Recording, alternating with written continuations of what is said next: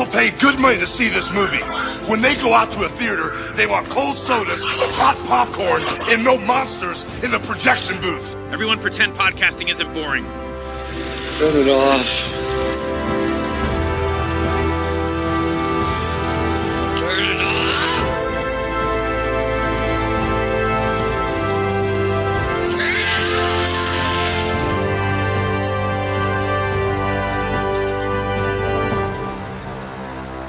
You ready? Yeah. All right.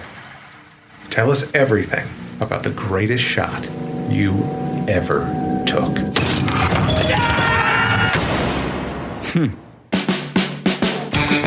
I'm Roger Sharpe. I've always wanted to be a writer. Wife, girlfriend, Boyfriend. Divorced, actually. You should be happy. You finally wrote something important. So you're single? Welcome to GQ. are people still going for drinks? Actually, I have a date. This probably sounds weird, but I play pinball all the time. Helps me focus. Are you any good? It may be the thing that I am best at. Why are they taking the machines? We got busted. It never even occurred to me that the game was illegal. But for over 3 decades, pinball was banned in New York City. I want to show the city council members that they've had it wrong for all these years. Oh, you're a reporter? I just have a question about the pinball ban, sir. Somebody keep these damn kids away from me. We're going to set up a hearing, and we'd like you to come in to testify. You're going to play pinball at City Hall? I want to redeem the game. That is a game of chance. That is a game of skill. Well,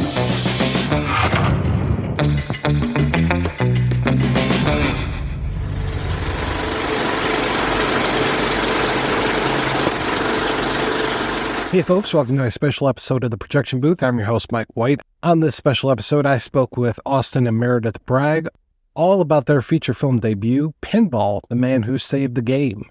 You're going to hear from Austin first, then Meredith, and off we go, and I hope you enjoy this interview. You guys have been working now for well over 15 years. Can you tell me a little bit more how you kind of got into filmmaking and what that process was like for you? We were both comedy nerds growing up, right? We watched a lot of British comedy. We tried our hand at some really terrible sketches when we were little. Somewhere out there, there's a cassette tape that we made of like a Star Wars parody that I just hope never sees the light of day. Went to college, James Madison University here in Virginia, and I started doing theater. I did a lot of theater, including a sketch comedy show that I put on in the student theater. And then when we got out of college, at different times, but both of us ended up working at a public access television station. And, you know, I knew how theater lights worked, so I basically knew how TV lights worked already. And got hired, and with that came a key to get into the building after hours. And so all of my, improv comedy friends from college and from DC, we would go in the middle of the night and make silly videos for something called Channel 101, which was started in LA by Dan Harmon and Roger Sharpe. There was a Channel 101 in New York as well. And the idea was to make 10-minute or 5-minute television shows. And so we had a couple of series on that. And eventually, we had kids, we had families, but we decided that we need to up our game and be better at this than we were. We did some 48-hour film festivals. We did very well with those. And we kind of stumbled into a couple of short films that we shot in LA with an actual crew. For the first time, we had an actual crew. It wasn't just us holding the boom poles. And we kind of got hooked. MPI Original Films saw our first short and signed us up to do another one, which was called A Piece of Cake, which had a very good festival run during the pandemic. So lots of Zoom festival calls. But it did well enough. It opened Tribeca Shorts program, and they gave us, MPI Original Films gave us another shot to make a feature. Here we are. So those improv friends of yours, would they populate things like Defenders of Stan? Oh, yeah, that's all of them. Those are my college buddies. 90% of the people in that were my college friends. And the other 10% were my friends. That's true. Who had a sweet Galactus costume. True, yeah. So when you guys are working at stuff, I know that you're credited as both writers and directors, but how do you divvy up the work? Poorly. Yeah. Wow. We tend to essentially write the same things. So we will talk a lot. We will outline. Once we come up with an outline, We sort of know how the story is going to proceed. We'll then separate, go to our offices. Each of us will write the script separately, and then we will come together and trade the scripts with a highlighter, and we will highlight everything on the other person's script that we found funny or that we particularly liked and enjoyed, and then we'll trade again. So now I have my script back, and with a different color, I'll highlight everything brilliant that I thought Austin missed. And then we'll just discuss it. And depending on impending due date or just how close the scripts are, we may do that multiple times. And that's what happened with a Piece of Cake. And that's what happened with this film, with Pinball. We wrote full scripts, 100, 120 page scripts, and individually, and then discussed and switched things out. It's a inefficient process, but it's really helpful in the sense that if I get stuck on a scene, I just don't like it. It seems boilerplate. I'm just not excited about it. I'll quickly write something so I can finish it, but I'll move on. And I won't think too hard about it and beat myself up too much over it, because I'm going to cross my fingers that Austin has figured it out. 99% of the time, one of us has an in that the other one says, yep, that's good, that's great, let's go with that. And if we don't, then we just know we need to work on and we'll discuss it more. It's rare that we have those moments where nothing is working for a particular scene. But when that happens, I think you have to sort of re-examine your priors, go back to your treatment and say, what went wrong here that we couldn't figure this part out?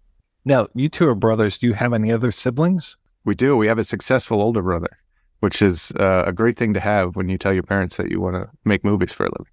Yeah, I was wondering how they took the news. Alex is the oldest of the three.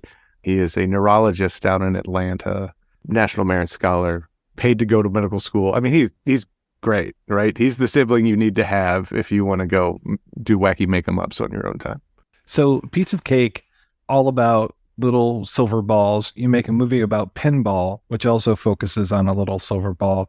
As you were making Piece of Cake, were you just like, oh, we should just take this a step further, eliminate the number of balls and go down to a bigger one? We joke that because we can't really remember where we first heard about pinball being illegal, where we first heard that Roger, learned about Roger proving that it was a game of skill and not chance. It was one factoid on a long Google Doc that Austin and I share, full of embryonic story ideas that we'll dip into occasionally. However, we think that perhaps we were at some time during A Piece of Cake, we Googled illegal silver balls, and that picture of Roger that we ape in the film, but that picture of Roger in the city council hearing playing pinball with scowling city council members. I can't endorse doing that Google search, though. No. I don't think that's a good idea for folks. But that may be where we gave up with it. But yeah, we're looking for a third. If anyone has a third illegal silver ball story idea, we need to finish the trilogy. Our DMs are open. Tell me a little bit more about when did you actually reach out to Roger Sharpe? How was that whole thing? I mean, it was February of 2020. We were looking for another project or just another idea, something to do. This is around the time that Tribeca was, A Piece of Cake was supposed to premiere at Tribeca. So we were just hoping to have an answer to the what's next question.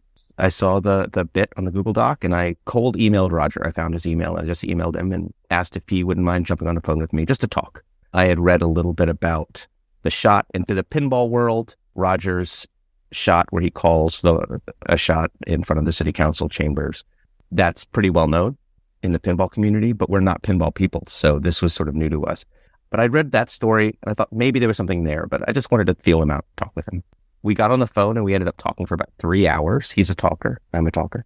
By the time this was over, I contacted Austin and I said, I think this might be a feature. And that's because he told me all of the other things that hadn't been written about that weren't part of the shot, about him meeting single mother, about his time at GQ, writing the pinball book, meeting the people that, as part of the pinball book research, that created the game, literally created the game. I mean, it's fascinating. And all of that and some of the great stories that he told, it felt more universal than just a movie about pinball. And that was important to us because we wanted something that would appeal to pinball fans, absolutely something they could embrace, but also something that you didn't need to know anything about pinball to enjoy. So do you have to put together a presentation for MPI and come in and say, we're going to do a movie all about pinball? And what was that reaction like? I mean, the funny thing is that when we were first approached by MPI for a follow-up, they were asking for ideas, but they specified no period pieces and no biopics. So, of course, we included this on our list, on our short list, and I think over time they found that to be the most compelling one. What a steep hill to climb for your first feature by making this a period piece, by just having the scope of this project. I mean, how did you end up putting this all together? I mean, what was your approach to it? And also, I'm so curious with this interesting way that you guys are talking about your writing, what different avenues were you going down? Because he and I had created these different scripts and just talking through and using the device of having a modern day Roger Sharpe be a part of the movie and be able to sort of critique and talk back to the director, we enjoyed that. So that was pretty early on. The original script didn't change that much from the first draft to what you see on screen. It was trimmed and a couple characters were changed, partially for budget reasons. Locations were pared down for budget reasons. I mean, there are things and compromises that you must make in order to make a film a reality, especially on a tier 0 budget like this. But we were always amazed at the cast and the crew and just everything that came together. This is easily the biggest thing we've ever created, with the biggest budget we've ever created. Still, it's a low budget movie, indie film. I understand that on the grand scheme of things, it's small, but to us, it's huge.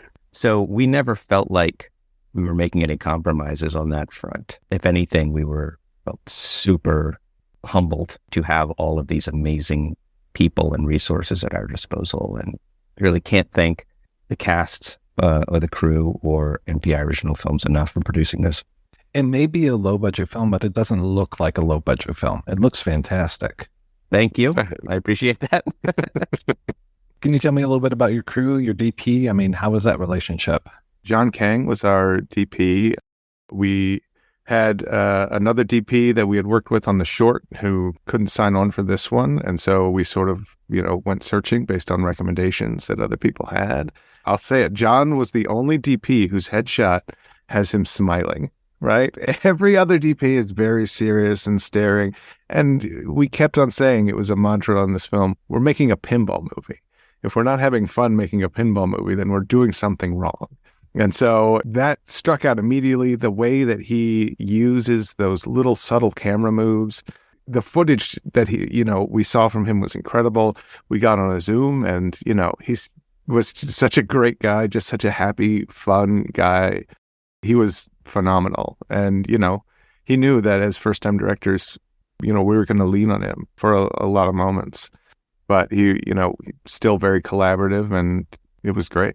You talked about how you were preparing for things in February of 2020, and I seem to remember that there was something that happened in March of 2020 that might have affected you and your scheduling.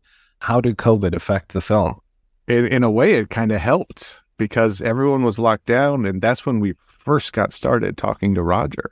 Once a week or a couple times a week even, we would sit down on a Zoom with Roger for a few hours and just talk about things that were going on and hone down on certain aspects. We had Zooms with Roger and with his wife and with his kids and with James Hamilton and his sister. I mean, we were actually in a uniquely fortunate position that everyone was stuck at home and that we could say, hey, can you jump on a Zoom call?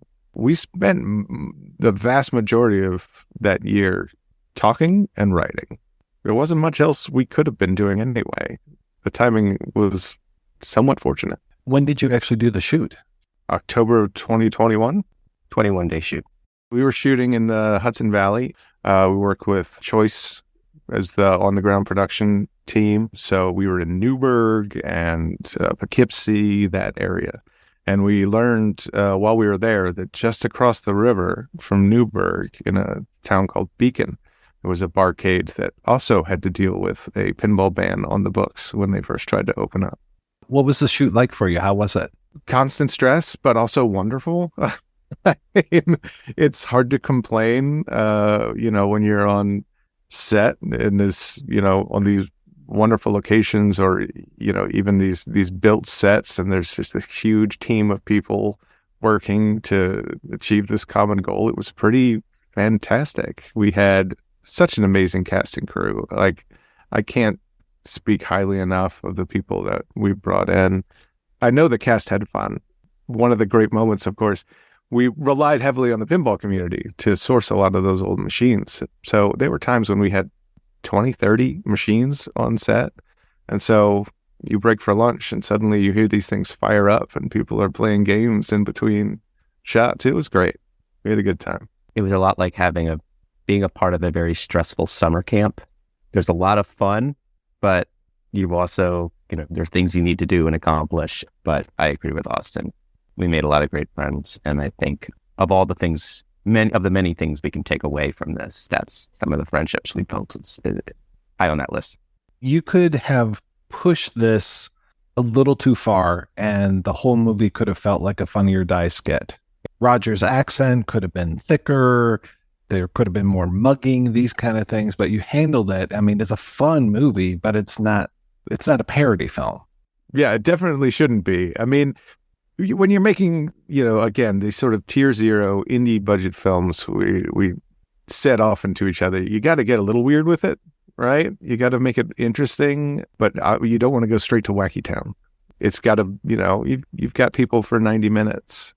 I think if you go too bizarre, you're going to lose them. I mean, there's an alternate title rolling around, Pinball, a Love Story. And I think that was important to us, that this is in many ways, we're not making fun of pinball. We're not making fun of the people who enjoy pinball. We're not pinball people, but we now care very deeply about that community and the people who made it happen, and not just Roger, but all the other fabulous people we've met. If we had gone too broad, it may have run the risk of us looking like we were making fun of a niche community, and that's definitely not what we intended. We wanted instead to create an understanding that everyone I think is involved in some small niche community, and we wanted to show that respect to what they've built. At the same time, again, it's pinball. It better be fun. No one goes to see a pinball movie dark and But thank you. I think I heard earlier today, I was listening to a filmmaking podcast and someone said comedy is like a souffle. Like it should be light and airy, but it's really easy to mess up. And I think that's correct. Getting the tone right and making sure that everyone understands what sort of movie we're making is really important. Well, to that end, did you guys have a lot of rehearsals for this? No, not terribly. Just the budget couldn't sustain a large rehearsal process. But we did do a number of Zooms with actors ahead of time, particularly Mike and Crystal, who I think are both excellent part of that. And I just got to give our hats off to Lindsay Weissmuller, our casting director, who just kept putting amazing people in front of us and saying, choose one. And we're thinking, we want to choose all of them. Like, there are too many good people.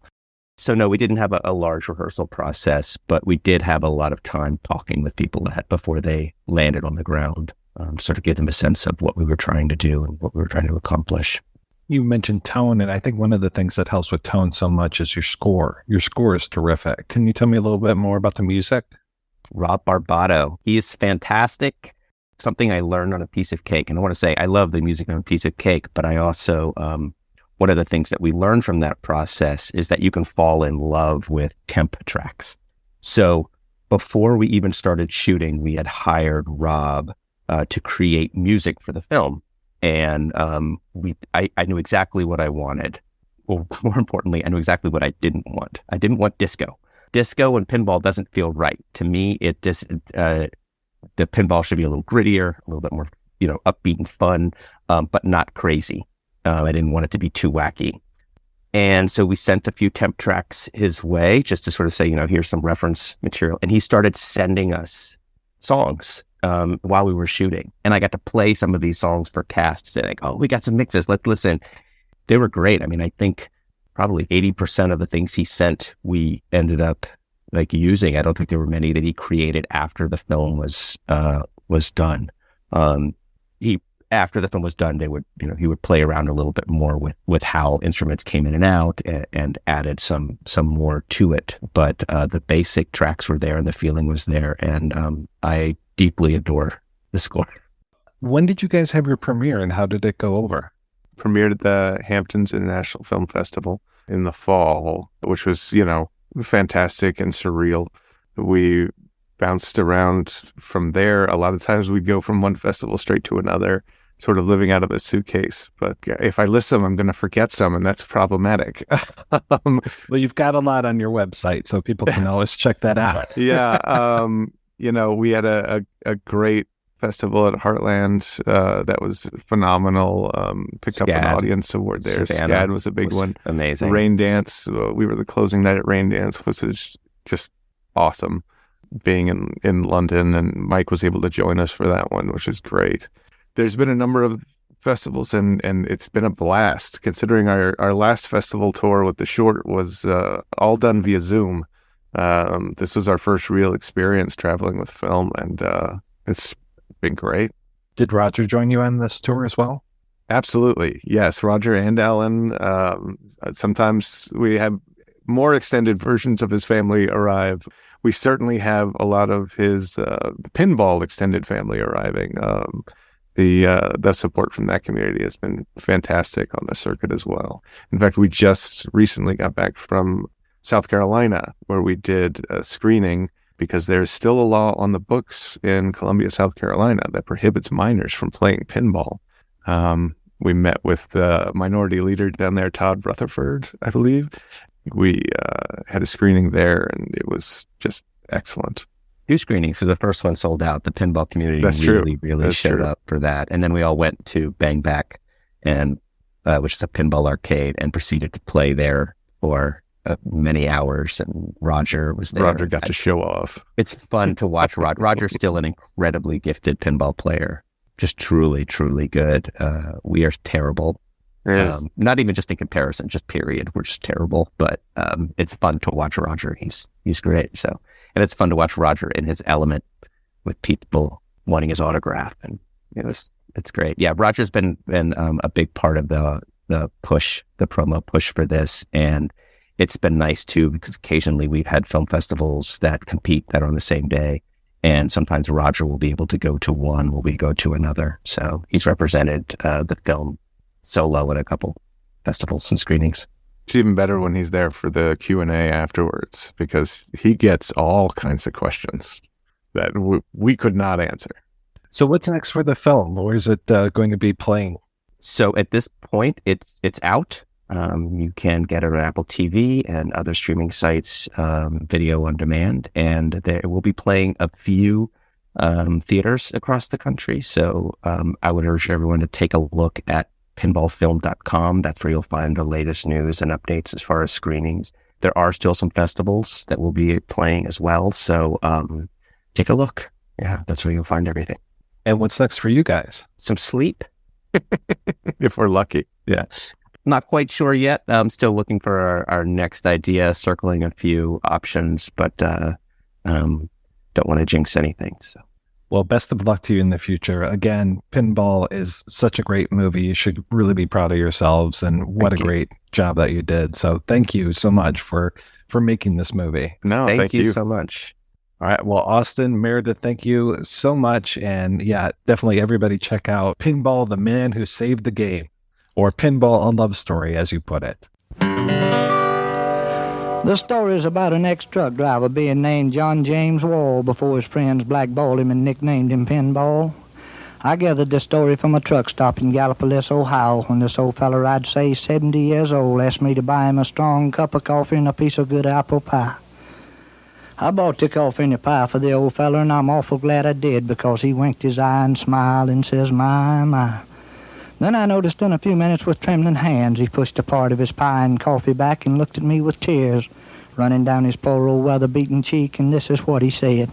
"I'm an old hog hauler. I drove a big truck. I shot the pinball machine, but it cost me bad luck. But all I ever made in a pinball machine, I'd get 4 catty-cornered, then I'd miss the 16. I wish they'd outlaw them old pinball machines. Many weeks they have cost me to live on sardines.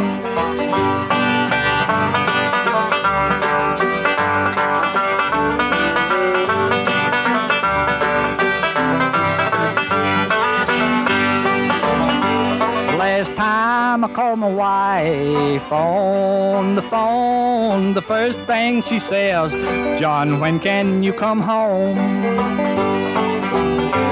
I've got a load of hogs and they've got to go. I'll see you when I get back from Chicago. She says, John, you know I love you. I wish you wouldn't go. Send your baby some money. They are hungry and cold.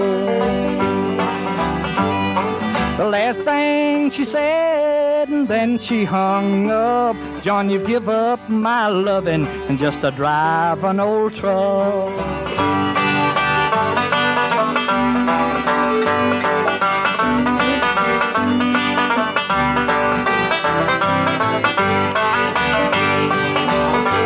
I made my trip on to Chicago. I was gone 2 months 'cause I shot up my door. When I got home, my family was gone. The best friend I had rung my telephone. He says, John, I guess you wonder about your babies and wife. Pneumonia got your babies and your wife took her life. I've lost all my friends, I can't sleep for bad dreams. I dream about an old truck and a pinball machine. I never will forget the last words that old man said. Oh Lord, if I could live my life over. And then he fell dead. They tell me John is a clean-cut young man at the age of 19, but now he's in his grave, a victim of a big old truck and a pinball machine.